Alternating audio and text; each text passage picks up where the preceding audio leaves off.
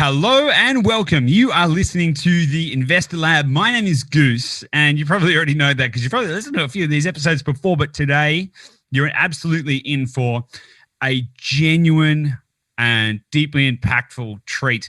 I had the opportunity to chat with two very special individuals, people who have experienced great levels of success and depth of wonder in the whole world because they are not only successful entrepreneurs, but also successful authors and all of this kind of stuff. I met with Dwyer Hansen and Mark Victor Hansen. Now, each of them independently are amazing in what they do. Mark Victor Hansen has been, he was one of the co-authors of the Chicken Soup for the Soul series. They've sold over 500 million books worldwide. They've done all this amazing stuff. We talk about that in the episode, so I'm not going to go into it too much now, but safe to say these guys are absolute dynamite in the way that they think, the way they show up in the world, and their ability to analyze and understand what it truly takes to create great levels of success in your life, which is what this episode is all about. So they have co-authored a book together called Ask, the bridge to turning your dreams into destiny. Now, this may sound a little like woo-woo to start with, but I can tell you that this is not that at all. Like this is one of the most impactful episodes that we've done, I believe, and I think it's absolutely going to transform the way that you think about how you show up in each day and actually how to get what you want out of life. We go tactical, we go strategic, we talk about the three distinct phases that you need to ask questions in, how to apply it in your life. We even spoke about their real estate investing strategies and heaps of really amazing stuff. So we went all over the place in this episode, but in such a way that I just know that it's going to paint a colorful and illuminating picture for yourself and how you can better show up in your own life. So if you are someone who wants to create greater levels of success, transformation, achieve greater levels of freedom, choice, abundance, more time, more money, more geographic freedom, any of that kind of stuff, well, I'm here to tell you that you can have it all. And all you need to do is listen to this podcast episode. It is so good. And it was a real treat to be able to spend some time with these two guys. I know you're going to love it. I'm going to have a link to the book in the show notes. You can check out their websites, get the books from there, all of that kind of stuff. I've read the book. It is really great. I can't recommend it enough. And, you know, if you want to start putting things into action, if you want to start asking us some questions about how you can succeed and achieve more and do all that kind of stuff, just head to theinvestorlab.com.au. And of course, make sure you hit subscribe to this podcast because that really makes a big difference for us and helps us to get our message out to more other people. Now, I know that this episode is going to be something that's going to resonate deeply with so many of our listeners, i.e. you. And if that is the case, I just want you to share it with one other person. Just forward this on to them, tag someone in a post, do whatever you need to do to share this with them because there is wisdom in here that transcends any age, demographic, or otherwise. This is stuff that can really, truly help people and help me, please, to help other people and to help you too. So please do that. And without any further ado, let us get stuck into it. I know you're going to love it. I can't wait to get the feedback from this. So, of course, if you do have feedback, just email us at hello@dashdot.com.au. I'm almost out of breath. This was so good. I can't wait to share it with you. So let's get stuck into it. I'll see you on the inside.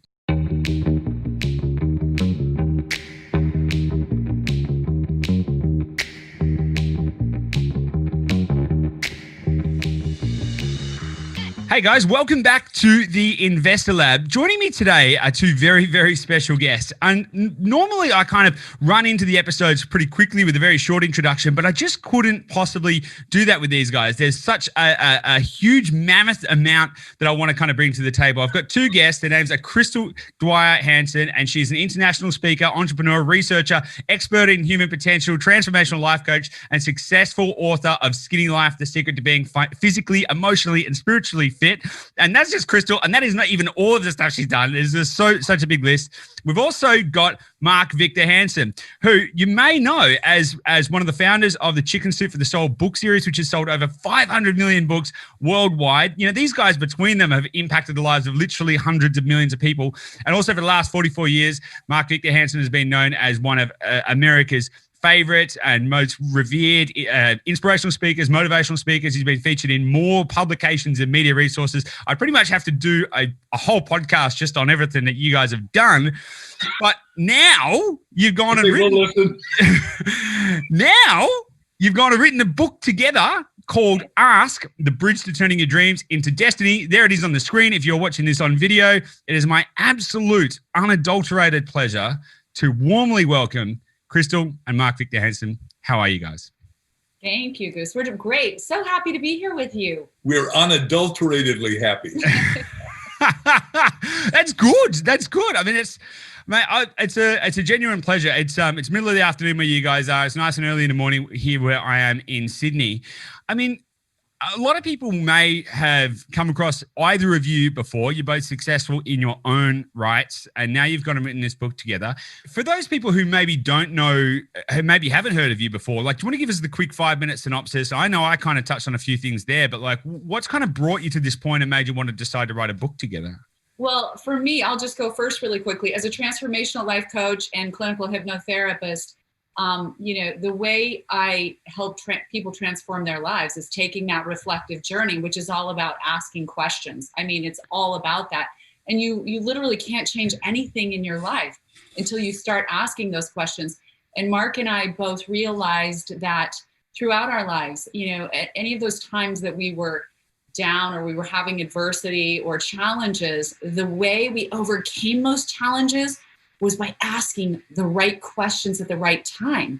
And so we realized, we want to share this information with people because people don't realize how transformational asking is. And I will get really deep into it, but that's basically it in a nutshell. Interesting. And Mark, I mean, as someone who's has had their hands on producing over 500 million books worldwide, what made you want to go and venture into this one as well? Well, we've been blessed to go to 80 countries, talk to 7 million people live, been to Australia 12 times, loved every time, had nothing but fun with Aussies. We think you guys are the best. So, and now you're in a little bit of a gloomy part because you shut down travel and all that. Anyhow, so what we found is that when we met with all these people, a lot of them were talented, likable, personable, educated, insightful, good thinkers, but they lacked one ability, the ability to ASK to GET what they want. And so we did the subtitle of the book, the bridge from your dreams to your destiny, because we said, hey, wait a second, everyone's got a destiny. And if you don't fulfill your destiny, you miss out, because this isn't a dress rehearsal. You don't get to go through life twice, at least as far as we know. So it seemed like a good idea to learn how to ask. And what we're saying is get a copy of the book. Unfortunately, the best place to get it right now, or the only place, is Amazon, because a lot of bookstores have dusted, unfortunately. And then get a buddy and go through the book question by question by question. And, we're teaching 3 things: ask yourself, ask others, and ask God. Okay, cool. So you touched on a couple of things there. So I'm taking some notes so I can refer back to a few points. But like, to take this from the esoteric to the tangible right now, I mean, what are we really talking about here? For those that are listening at home, are we talking about, asking the universe for guidance? Are we talking about going and asking a friend for help to do something? What do you mean? What do you mean when you say the key to turning your dreams into your destiny is to ask? Like, what does that actually, how do we translate that? How do we apply that in real life? Right. So what we've determined is that asking is really both art and science. And we determined that there are these 3 channels through which you need to ask. Those are ask yourself, ask others, and ask God. And each of those channels, Goose, is equally important, starting with the ask yourself part. And it's amazing how few people take the time to do this. But asking yourself is that reflective journey. We say there are 3 critical phases of asking yourself, and that is, where am I now, right? And all of the little sub questions that come after that question. Do I even like what I'm doing? Is it working? What's going on? There's so many questions that start to emerge when you start this asking journey and asking yourself. The second phase of that asking yourself is, where do I want to be? And it's striking how few people take the time to determine that. We never stop. We're kind of running through life like a meteor hurtling through space and never taking the time to go, do I like this? And where do I really want to be? And then really sitting down with yourself and saying, what does that look like? If I really achieved my ideal of success, or my ideal relationships, or my ideal in health and wellness, or my ideal life purpose, what does that look like? And then asking yourself, Mark and I like to sort of engineer it backwards by imagining that perfect scenario. If I'm in my perfect successful life, what am I doing every day? Who am I talking to? Who are my clients? Who are my colleagues? What am I earning? I mean, so few people ask themselves, and so they're missing out on the ability to literally create the template for what they want. Is this just goal setting? Like, is that essentially, is the asking yourself part? I understand there's three distinctions: yourself, others, and God, and we'll touch on all three of those points. But the ask yourself piece, is that essentially getting to the root of goal setting? Or you know what? It's very different from goal setting in that, most people go, okay, I'm going to sit down and write some goals, and then they draw blanks. I mean, most people are really out of touch with first of all what their deepest abilities are and where they really want to be going. And it really takes this genuine process of asking yourself the questions and then listening for those answers, because every time, I swear to you, with the research we've done, every time you ask a question, your brain lights up, okay? And literally a different part of your brain goes to work for you. And it's the part of your brain that does critical thinking. So now you're using your brain in a more effective way, right? Yeah, it's interesting because there's a couple of points that I'll throw in there. So we work in real estate. So we run a real estate company. We help people to invest in real estate properties, all of that kind of stuff, and it's fantastic. But I always ask the question. I'm always like, but what is the goal? Like, what is the reason? Buying properties is a function. It's a thing that happens. That's probably not the end game. It's not to have house. Like that is not the end game. So what are we really here for? And I like to ask that of anyone that we work with, because it's like, well, where are we going? Why are we going there? How do you want to feel when you get there? What is the purpose of being there? All of these kind of things. I think it's super important. And that's one other thing that I would say that you touched on is asking questions activates a different part of our brain. Now, I actually, every single day, I sit down, I wake up and I have a bit of what I call thinking time, and I will ask questions.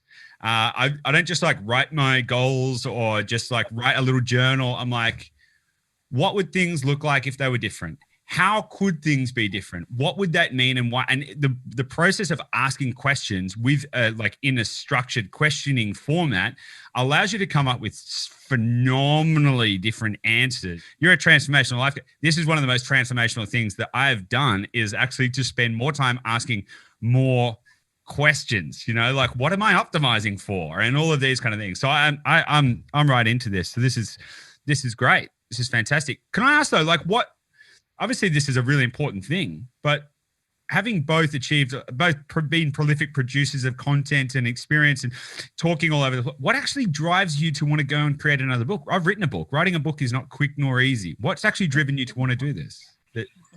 I've written 309, so it gets easier, maybe. Okay, all right. Like writing a book. And our corporate symbol, and by the way, we own a lot of real estate and believe in real estate, so it's one of the things we can talk to if you want. And yeah, I got to say, the first piece I bought, but we believe that, our corporate symbol, as I said, is a butterfly, and you can't look at a caterpillar and predict butterfly. And right now, 8 billion of us are in a cocoon. And in that cocoon, you really got to ask yourself what you want. When I was bankrupt in 74 and lost everything in a blink, because I asked the wrong question. I said, how do you go bankrupt by yourself? Checked out that book, and I went bankrupt by myself. And no way, really. And there's some people listening that are hanging on by their fingernails, and I can laugh at it now, but boy, I wanted to kill myself, literally, not figuratively. Yeah. And then I asked myself, well, what do I want to do? And I said, I lived in Hicksville, Long Island, New York. I built the Wall Street Racquet Club, Botanical Gardens, aviaries. I was eating at top of the sixes. I was a top flight guy, I thought, a little kid, dumbass, actually. But the point is, I was sophomoric. Anyhow, I asked my roommates, do you know anyone that's young, that's not a CEO, that's not a doctor, a lawyer, a celebrity speaking? They said, yeah, this kid out in Paw Paw going on in the arc. Well, I had the beat up Volkswagen not taken from the bankruptcy courts, drive out there. This kid wowed people for 3 hours. I walk up to him and I asked Chip Collins, can I take you to lunch and you tell me how to do this? He said, kid, you're not going to make it. 1 in 1,000 chances you'll make it.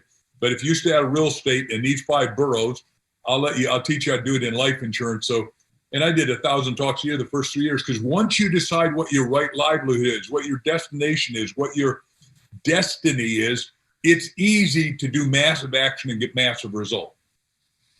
Yeah, I mean, I would agree with that. I would say that the hardest thing, the thing that challenges most people, is making a choice. What do they actually want? Right, exactly. Or being stuck in the wrong choice, because if you look at Mark's story, for example, he studied under Buckminster Fuller in graduate school. So he just assumed that Bucky's so smart, I need to go do what Bucky does. Never asked himself what he really wanted to do. And a lot of times when we're just moving forward with the plan that we think we're supposed to follow, we fail. And that's the time we need to start asking, right? If things aren't working out or things change in life, we need to start asking. Does that mean that we only start asking when we start to get uncomfortable, or is this some like if you're on a path and you're like, oh my God, I think this is great. Do you wait until it starts to not be great before you start asking questions? Or is this a constant process? Is this a daily practice? Is this constantly questioning where you are and where you're going? And then, how do you make sure you're not getting distracted? Right. I think in an ideal world, it should be a daily practice, asking questions, because you want to revector yourself every day. You want to make sure you're on track. And for Mark and I personally, we found that every time we were down in the dumps, so to speak, when we were, at a crossroads, when we were at a place of desperation, the only thing that got us out of that was asking those tough questions and then really listening to the answers and really being honest with yourself about what you're discovering about yourself, because you ask a question and suddenly you get a solution. You ask another question, a plan starts to form. You ask another question, you get new ideas. And we were talking about those 3 critical phases of asking yourself. So it's like, where am I now? Where do I want to be? But the final thing is, once you determine those things, what specific action do I need to take to get there, right? Because it's always going to require action. And so you need to ask yourself, what specific action do I need now to accomplish what I've determined is the thing? So there must be a structure to the questions. It can't just be questions and questions and questions. It must be, and this I'm sure in the book and what goes. So if you want to know how to actually do this successfully, make sure you get a copy of the book. I'll put a link in the show notes. It's awesome. I've actually had a chance to read through it. It's really, really great. So the key is not just asking questions, it is asking the right questions. Is that correct? Right. And you got to buddy up. What I say is 1 and 1. If you look at 2 fingers indexed together, it's a power of 11. And what happens is we pray and meditate together for 1 hour, what you called your think time. I don't know if you do it alone or if you've got a sweetheart. I don't know any of that. I don't need to go there. But for us, it works that we keep resculpturing our event. It's like, when you go to Florence and see the great David, they say, how did Michelangelo, how you make it David? He said, chip out everything's not David. You and I are here to use questions to chip out our imperfections, to chip out the end result of what do you want in real estate, and what you want for the most part is time, money, and geography freedom, which is going to hopefully come back soon. Yeah, absolutely. I love that. I haven't heard that before. How do you create David? Chip out everything that's not David. I think that's dynamite. Just quickly, I do have a sweetheart. Her name is Gabby, and she's absolutely the love of my life and the light of everything. She's the best person in the whole world for me, anyway. And congratulations. That's important. By the way, that's one of the goals when you're asking yourself, do I want because what I wrote down when I went divorced, I wrote down 267 things. I asked myself, what do I want? We had to have the same values. We had to be monogamous. Yeah. We had to really want to travel. She had to own her own business, but 267, and she was a victory on each one of them. And I'm not saying that about your sweetie. It just me. Yeah, for sure. Look, and everyone's different, right? And it's truly amazing. And look, the thinking time that I do each day, I do it by myself, but I don't have my own goals that are separated, right, from what we're doing together. And I think you touched on a really interesting point there. We do spend the time to make sure we're aligned and we're asking the same questions. We're very connected in that way. And I think that's super important. You touched on one of the things I wanted to touch on there, though, is you said, 1 and 1 equals 11 and all of that kind of stuff. You mentioned at the start that going through the book is a 2-person exercise. You have to do it with a buddy? Preferentially, yes. Well, you don't have to. I mean, it's an amazing read by yourself, but we're just saying when you really decide that you want to get into the asking journey, it's really cool to take that with somebody else. It's sort of like the accountability partner, if you can do that. It's not absolutely necessary. It's a wonderful read. I mean, probably most people have done it on their own, but it's just really powerful if you're lucky enough to have somebody that you can do it with. Crystal, you're a researcher, right? And you've spent a lot of time digging into this kind of field. Do you know, and this might be a little bit left field, so if you don't know the answer, that's okay. what is the difference between the success rate of people who set their own, do their own kind of path, ask their own questions, like do that solo versus with an accountability partner, whether it be a loved one or someone else?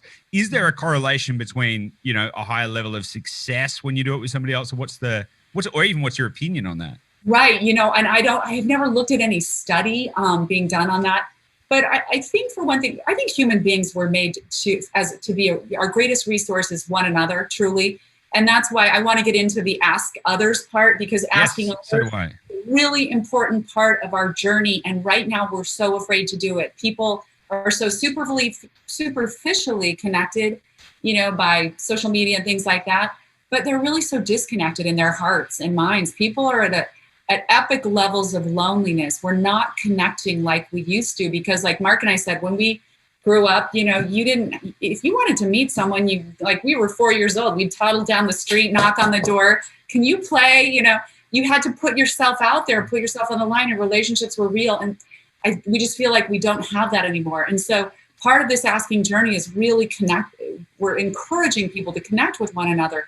We're one another's greatest resource. And we have a section in the book called The 7 Roadblocks to Asking, because people are really scared to ask other people for help, for advice, for information, for all of those things. But the research that we looked at for the book shows that the reality is the opposite of what we all think. Going into the study, people felt like, gosh, if I ask someone, I'm going to be perceived as being stupid, ignorant, uninformed, or I'm going to appear to be pushy or obnoxious. So I'm just going to hold back. I'm not going to ask for anything, But the opposite is true. The research shows if you just put yourself out there, connect with someone, ask your questions, ask what you need to know, ask for some help, you are 80% more likely to have your request granted than if you just hold back and try to be a lone ranger in this life. No one needs to be a lone ranger. Yeah, no, totally. I'd agree with that. So, okay. So first step, ask yourself, where are you now? Where are you going, and how are you going to get there? That's the very specific action steps to get there. Yep. Yeah. Quick. You're right. How are you going to get there? Then it's like, okay, well, now you've worked that out. It's basically, well, who do I need to speak to in order to be able to help me get there? Who can I seek help from? Is this kind of the general premise? Is it, who do I need to ask to help me get to that destination? Is that the general premise then? Yeah. So what happens is that we not only did everything we knew and then interviewed all the universities, but we interviewed 26 superstars. One is Jim Stovall, wrote a great book called The Ultimate Gift, which became a movie because I wrote on the back of it, this should be a movie. It so clearly made $100 million. But he was blind at 19 years old. He was going to be our big football player. He was big, strong, fast. And the guy said, the medical doctor says, look, kid, I'm sorry to tell you, but in 6 months you'll be totally blind. He's locked in a little 9x12 room, sequestered like a lot of people are now, and he's complaining. He had a TV, a radio, and a telephone. His parents said, Jimmy, get on to the blind meeting. He sits next to this woman, Kathy, and he says, boy, in the old days, I used to love to watch somebody throw a right hook. I wish somebody would do something about that. She asked, wait a second. This is a pivotal question for everybody listening or watching. Wait a second, we're somebody, why can't we do something? They founded, Goose, narrative television. 14 million people. It's the third biggest streaming service in the world, but it's only for blind people that narrates TV, narrates movies, and it's great. And they make a fortune at $10 a month. But then he says in the interview we did, because the guy's pure wisdom when we interviewed him, and Stovall says, I now write books that I can't read, and I now make movies that I can't watch. What it does, in my opinion, is get you over your pity party once you start asking questions, because it's easy to get down on yourself, down on the world, down on somebody else, down on God. Wow. That is impressive. So, right. So you touched on there are, and I don't want to give away all the juice that's in the book, but you touched on one of the biggest problems is that there are 7 key roadblocks that stop people high level without stealing the plot line, so to speak. What are the biggest roadblocks that people need to start with? I would say the biggest roadblocks, number one is unworthiness, which is just this subtle feeling that so many people live with, that we just don't deserve better. Okay. And it's like this conditioning from our childhood or from our early years, things happen in our lives. And so it causes us that subtle sense of unworthiness causes us to hold back. Oh no, I'm not going to ask. Some people are scared to ask for a better table at the restaurant or a better seat on an airplane. They just don't want to ask. They don't feel at some level like they really deserve better. And I see this over and over again in my coaching clients. I mean, it's unbelievable.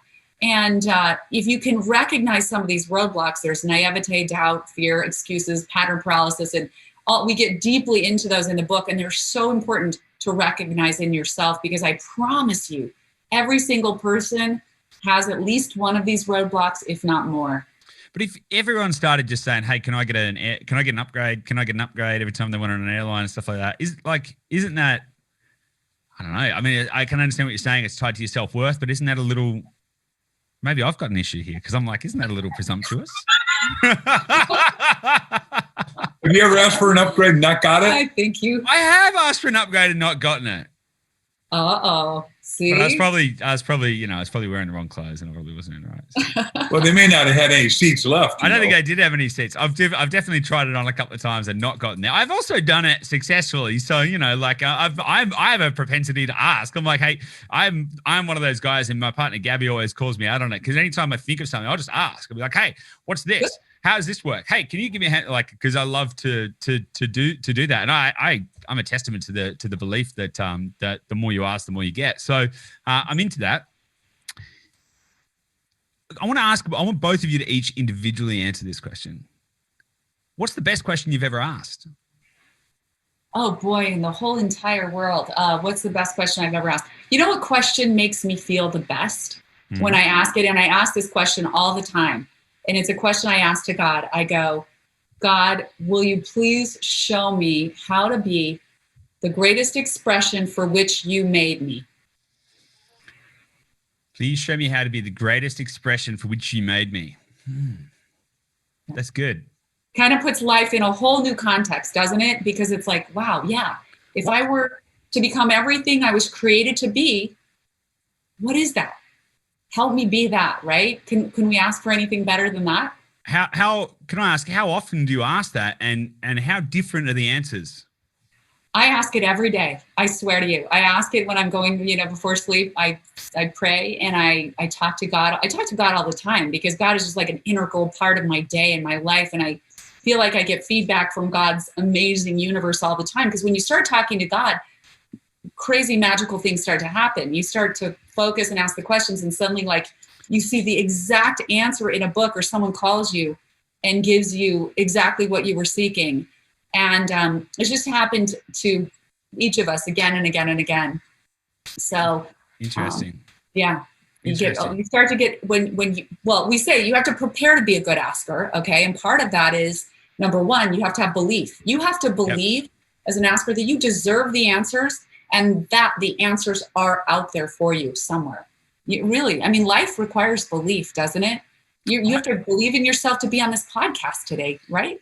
Yeah, if you don't believe in anything, I don't want to sound too morbid, but you'll die. Like, you have to have a belief.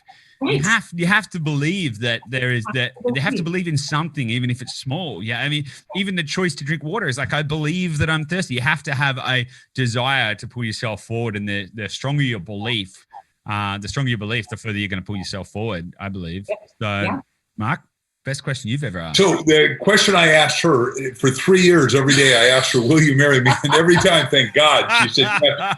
So when we got married, and I want to go backwards to how that came to pass, because I think it's a story people will like, your friends and listeners, is that, we had a guy do a song called Say Yes Again. Say Yes Again. That was a song sung at our wedding by a great musician friend of ours, Matt Ferry.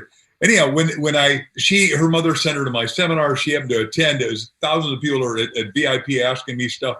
She's standing over in a corner, and I got throngs of people around me. But a lady knocks off a glass of red wine on her thing, and I just part the waves, run over to her, and I grab her, and I say, I think I know where the club soda is. Now we get out of there, and I said, have you eaten dinner? It's 9:30, and it's Saturday night, and I don't know. But I can't stay here because 1,000 people want to spend 2 minutes with me, ask me how to write their book. And she said, okay. And long story short, we get out to the best restaurant in Hollywood. The line is long, $100 bill isn't going to get you in. So we walk up to the guy, and this is an ask story par excellence. He looks at her, and she is, for those of you just listening and not getting to see, my wife is radiantly beautiful. And the guy says, okay, I give up. Who is she? Remember, question's the answer. I said, you don't recognize her? The guy on a full tilt boogie through Success Magazine, Savoir Faire, Vogue, and he can't pull it. He says, okay, who is she?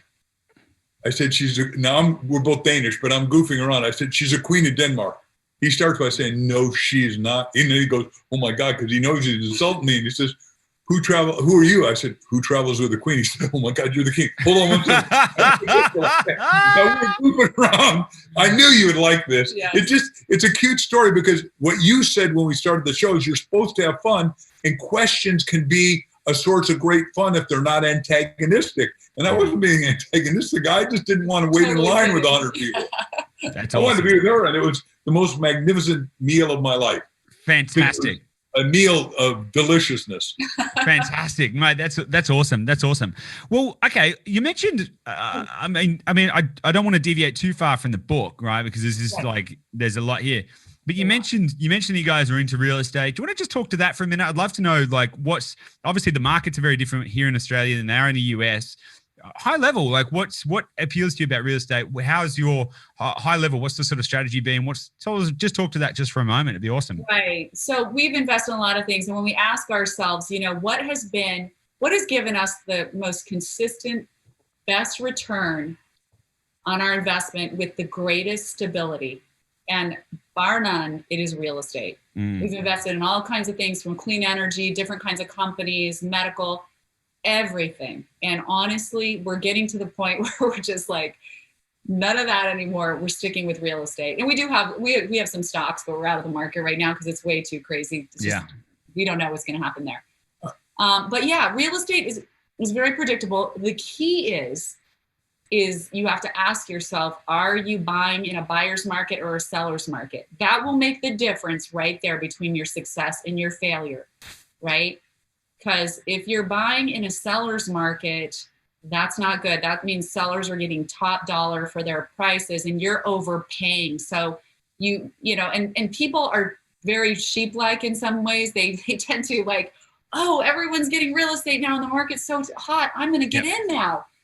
Worst time ever, but people don't see that. So you literally have to have a lot of patience and wait for those perfect buy times. I couldn't agree more. It's so funny because you actually just you didn't even know this, but this is one of our key strategies, is to identify the right places in the country to be able to time that market so that you get in when it's a buyer's just before it turns to a seller's, so that you get in at that right specific window where it's the right buy time. I think that's fantastic. So that's awesome. I will add to that if that's okay. Go for it. Yeah. Okay, so first of all, one of the smartest, the guy with the biggest hedge fund is Ray Dalio. He said we got three functions now. We got inflation when stuff goes up, or in real estate it appreciates. You got deflation when stuff goes down. But he says we've hit the first time in history that we have reflation, where there's stuff going down, like Brooks Brothers shirts. They just went bankrupt, so I bought $92 shirts. This isn't one of them, but I bought them for $8, and you go, oh my gosh. So you got deflation and you got inflation in food. So that's that. The first house I ever bought was on Long Island in East Islip, New York, for, you won't believe it, but this is 50 hours ago, $14,000, $2,000 down. 3 years later, I sold it for $58,000. I thought, I'm a smart dude. I really don't. Now, the point is what Crystal said is correct. So you've got to, here's the two tricks that most people don't know. And I don't know if U-Haul exists in your country, but if it does, U-Haul right now is shipping out of New York and into Arizona, right? So you look at where's your U-Haul migration patterns. And then number two is you look at the driver's license pattern, because if you come out of New York or into California, into Arizona, where we live, you got to have a new driver's license. And right now we're expected to have 1 million people in the next year here. So real estate, the law of supply and demand, which is never going to change, is going to bring it up. But we think real estate's going to, some people are going to crash because so many people are unemployed and not going to get a new job. Yeah, interesting. That is fascinating. And do you guys invest for growth or cash flow or both? Both. Yeah, we like rentals. We like rentals in a certain niche.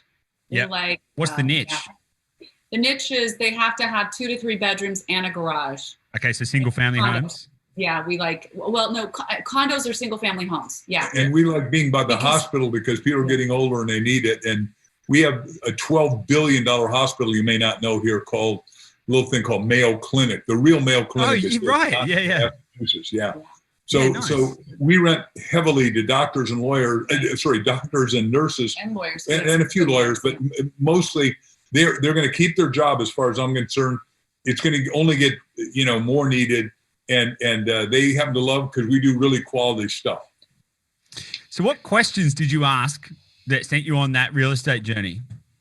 Yeah, and see, it's like anything in business. You have to ask the right questions. How am I going to avoid getting flaky renters who won't pay me? Because that tends to be the biggest problem in real estate rentals. You end up with a batch of renters that just constantly have issues. And so we thought, and how do I get, high quality renter without going into like luxury homes? Yeah. And that's where we found this certain sweet spot. Nice. Exactly. Yeah. So nice. So we picked the neighborhood and the zones. Yep. Nice. Good. It's good. It's great to get a little bit of insight into your thinking paradigms around that. So I really appreciate that. Okay. So back to the book though. We've covered asking yourself. We've covered asking others, right? Yes. There's the copy of the book there. It's a great color scheme, by the way. It makes me, my partner Gabby actually said it reminds me of Aladdin, which I think is actually, Mark, this has got something to do with the Aladdin Factor. Is that a book? Yeah, I wrote the Aladdin Factor. We sold 3.6 million of that. That was a predecessor book. Yeah. Nice. And we love it. By the way, it was a great book. And this goes much deeper though into the more complete asking journey. Yep. Yeah. I want to touch now on the last kind of 3 stages, right? So yourself, others, and God. Now, obviously, God features quite heavily in your life and your belief systems and all of that kind of stuff. Some people that they're not as, here in Australia, particularly, we're a little more secular and stuff like that.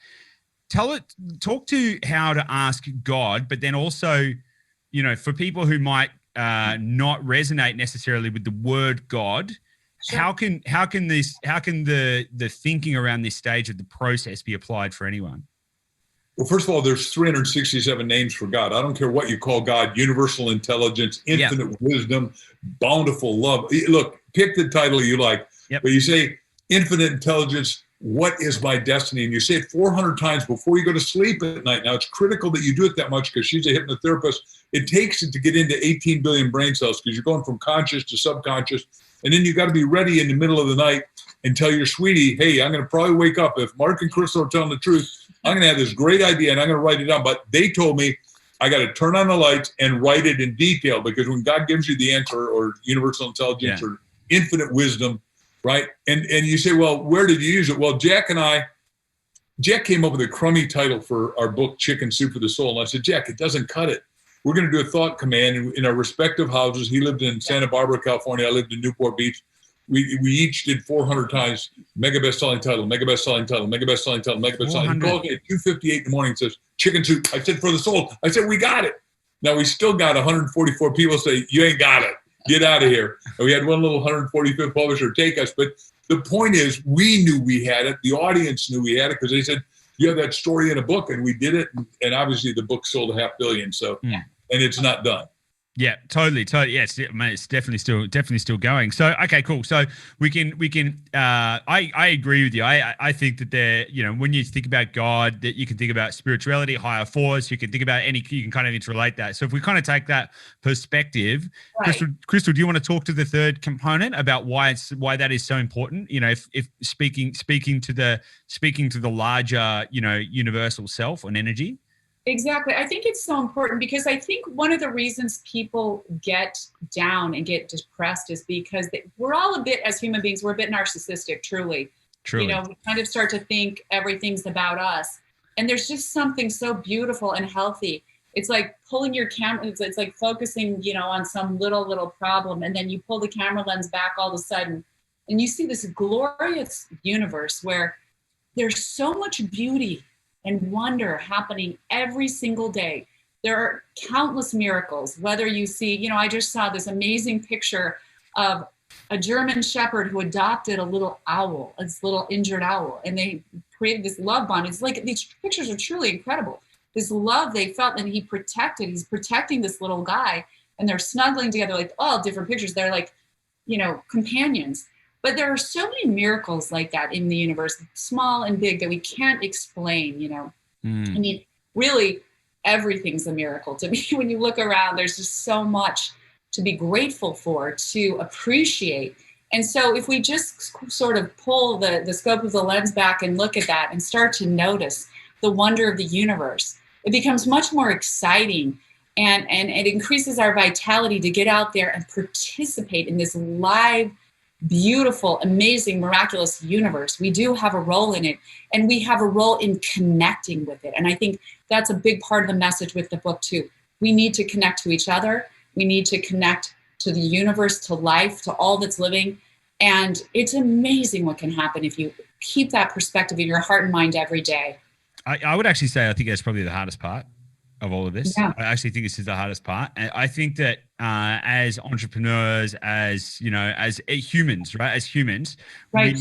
we get so granular. I mean, I don't know how many people are busy just for the sake of being busy. I'm so guilty of this myself, where you're like, oh, I've just got to, I need to be, if I'm not doing something, something's wrong, because you forget to zoom out. You forget to say, hey, actually, maybe nothing is wrong. Maybe everything is just as it should be. And maybe life is actually great. One of the mantras that I've been telling myself almost daily for the last month, and I got to say, it's definitely, I'd say it's helping my mood generally, is life was meant to be easy and business is meant to be fun.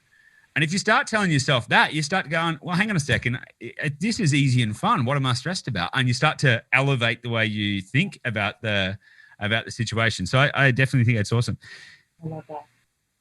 That's great. Okay, so what happens then if you start to ask yourself the right questions and then ask others to help you, and then start to ask, and let me make sure I've got this right. So the asking of God, is that a direct asking, or is that more of an asking in yourself where you sit within a macro? How does the asking and the zooming out kind of, I didn't quite get how they tie together. What happens is you've got God in you. So what happens is, but you got to wake it up.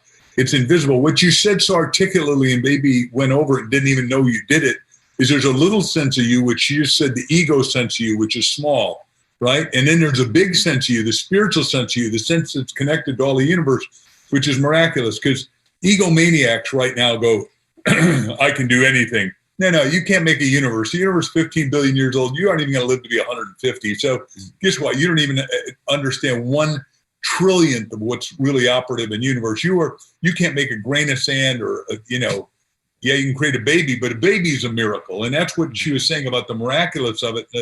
And this morning, it turns out that we've got 5 kids in our blended family and 6 grandkids. We were looking at all the grandkid pictures. They are miraculous. I don't know if you got any kids yet, but we got really fascinating kids that I'll just do one of them. Little Madeline is a 6-year-old twin, and she is ready to take over the whole world at 6 years old. I just tell you, she is. I told yesterday, she called. They've got gizmo watches that you can talk into, and they can only call grandparents and parents. So said, Mimi and Grampy, I just want you to know that I'm here, and I'm going to tell you how things really are. And I go, okay, Maddie.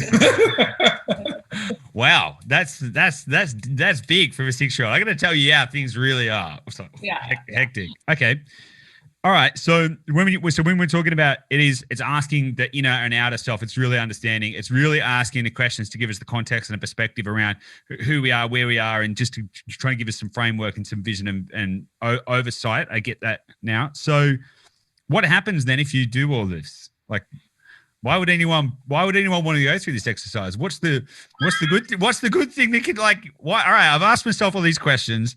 Then I've asked all these other people. Then I've asked all these other people to help me do the stuff. And then I've started asking the bigger questions about what's going on in the whole world and where do I fit into it to give myself perspective. What happens then? Right. You will start to notice your life changing so dramatically. And we have so many cool stories in the book, Goose, that exemplify this truth, that when you start asking yourself, asking others, and asking God, there are these wonderful, expansive things that happen in your life for the better.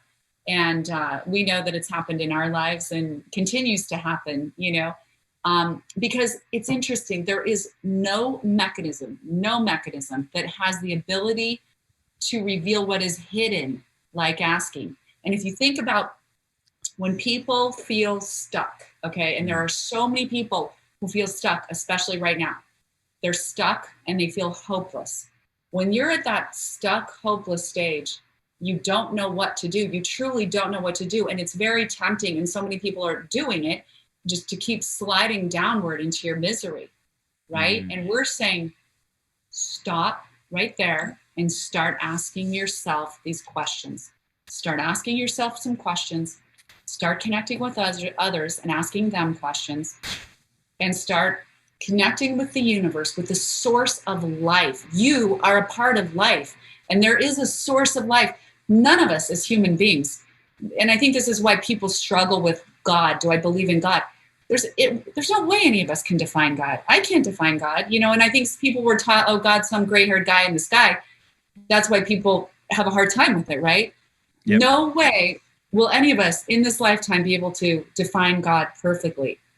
But there is a source of all creation, and you're part of creation. So why wouldn't you plug in to that source, the source of love, wisdom, intelligence? Because everything in creation is an expression of that, including you, right? Yep, 100%. So before we started this conversation, I thought, and I have actually had to flick through the book, right? But before I flicked through the book, to be honest, I was like, is this just law of attraction? Like, is this just another way of saying that, you know, ask and ye shall receive and all of this kind of stuff? Now, my opinion has differed from that. I get that. But for the benefit of other people listening to this who might be thinking, is this just all sort of woo-woo, the secret, ask it, and it'll happen kind of thing? What's the difference between this and that? No, what we said is you got to ask, and then the first A stands for action, and the only other word I'd add to action is massive action. Like I said, when I went bankrupt, I did 1,000 talks a year. I was either talking or going to sell a talk, and only Tony Robbins and I have done that much. The same thing in the book business is that when I interviewed the 101 best authors, fiction and nonfiction, I didn't ask them, hey, tell me how to write. I said, tell me how you marketed more books than anybody. And then I put it together as a first codified wow of the business plan. And then when we submitted it to the major publishers, and I won't name all of them, but we went to all of the big guys, all the big names in New York and everywhere else. And they all go, get out of here. No one's going to sell $1.5 million in a year and a half. I said, did you read it? Next year I'm going to sell 5 and then 10 and then 15. And they said, no, it can't be done. I said, if you really read it, I'm going to sell 1 billion books. I said, no, you don't get it. Nobody has ever done that, and you can't do it. So let me just do 2 things real quick. One is when we were selling 20,000 a week and they wouldn't put us in the New York Times, I called up the lady and she said, you are a multi-authored book. I said, I got that. She said, we don't do multi-authored books. I said, you're sure? She said, I'm sure. Now remember, questions are the answer. So I said, hey, wait a second. You're sure? She said, positively, we don't do multi-authored books. I said, lady, you do the Bible. It's got 66 books plus maps. And if you do all the map authors, then it's 720. She said, you're in next week, boy. Wow. That's awesome. That is definitely playing the game. That is definitely playing the game. Okay. So so got it. So so that's the key thing. You know, I guess law of attraction is wish for it and it'll arrive. Whereas this is actually ask better questions, take massive action, get it done, build the right team, have the right accountability partners, make sure you've got someone on the journey with you, make sure you're taking the time to have context over where you are in the journey, and remember that life is beautiful and we can achieve everything we want as long as we give ourselves the space to embrace it. If I sort of got it. Right. And well, just one other thing I wanted to add to that. It's not just action, but it's also, you know, asking reveals, it is going to continue to reveal to you in a very specific way what you don't know. It reveals to you what is hidden. And it doesn't happen unless you start asking. You just stay stuck. You literally have to ask the questions, because then you get the revelations. Then you get the, you know, illuminations. Then you get like, that's the solution. It doesn't happen. It's asking that triggers all of those things. In every case, whether it's asking yourself, asking others, and asking God.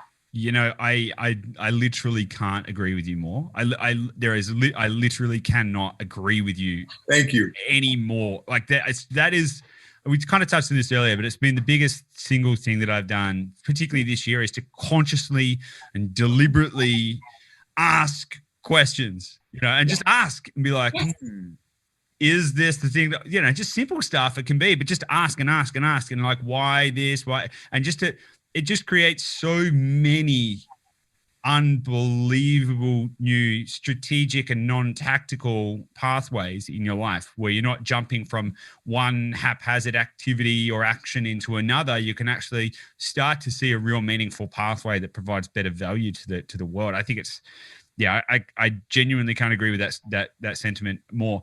So I want to ask, we're coming close to our time, right? So, but I want to ask, like, what is the goal with this book? You're trying to sell 100 million copies, or are you trying to, what is there a mission behind it? Or is it just like, we've got this idea and we're going to get a message out? What's the plan?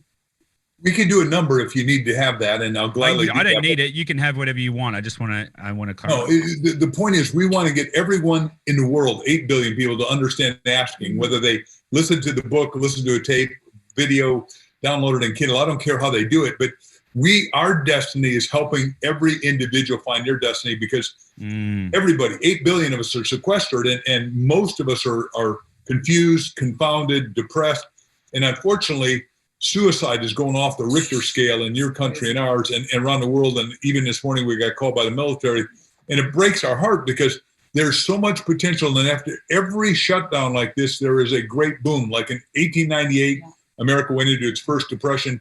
4 things came out. The Wright brothers flew an airplane. Nobody ever expected that to happen. A little guy named Alexander Graham Bell wrote the ringy-dingy, the telephone. Like, who'd believe that? Another guy named Henry Ford, figured out how to do internal combustion engine. And then suddenly we had electricity with Edison. So we are in this place, but it's the book you got to read in high school. It's the best of times and the worst of times.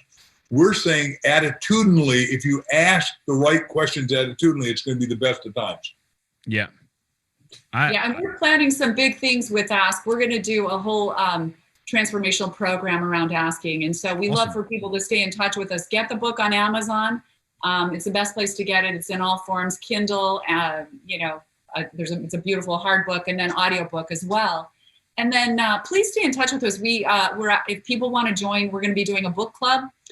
We have askthebookclub.com. If you want to get an invitation to the book club, we want to do a book club discussion. We want to stay in touch with people. It's free. And really accelerate this asking journey. That's awesome. So you're really trying to build that community that's going to actually help to foster that, right? Yeah, we need this world to come back better than ever. Yeah, I agree with you, and I do believe that I think that despite the challenges that we may face as a society globally and all of that kind of stuff, I think that we are transitioning into a new phase of greatness, as long as we can position ourselves to be open to that. I think is a big thing. Is there any last things that you guys want to share with people before we wrap it up? Yeah. We would love them to go to each of our respective websites, markvictorhansen.com. And we've got a free book out there for you called How to Be Up and Down Times. And Crystal? Mine's crystalvisionlife.com. And I have an audio that's really helpful right now called Purge Messy Thinking, because people are doing a lot of messy thinking. So please get that. It's a free resource to you. And once you get the book, we love to hear from you. Reach out to us on social media. I'm at Crystal Dwyer Hansen, Facebook, Twitter, Instagram, YouTube, all of it. And of course, Mark is Mark Victor Hansen. Everywhere. All of the above. So please stay in touch. We love to connect with all of you. Well, fantastic. This has actually been a very impactful episode. I'm actually going to put it out there, more impactful than I thought it was going to be. This has actually been so much fun. Like I was like, I thought, all right, this is going to be great, and we're going to talk about some awesome stuff. But I really love where this went. I really love the things that we touched on. It's really deeply been impactful for me. And I tend to know that when I feel a certain way about an episode, I tend to get a lot of feedback from everyone who's listening. Like, oh my God, that was great. I think this is going to be one of those ones that's going to be a bit of a rocket ship for our listeners. So thank you so much for taking the time. It's been a genuine pleasure and a real joy to be able to share this time with you, and to be able to share these ideas and these messages, and even to learn a little bit about your real estate strategies and all of that kind of stuff. So thanks so much. I genuinely appreciate it. And look, when the borders reopen again, you'll have to come and say good day in Sydney. We would love that. We've really enjoyed being with you, and absolutely we will take you up on that as soon as all of these quarantines end and we don't have to wait 14 days anywhere. We'll be there. Totally. Awesome. Sounds great, guys. I'll speak to you again soon. Take care.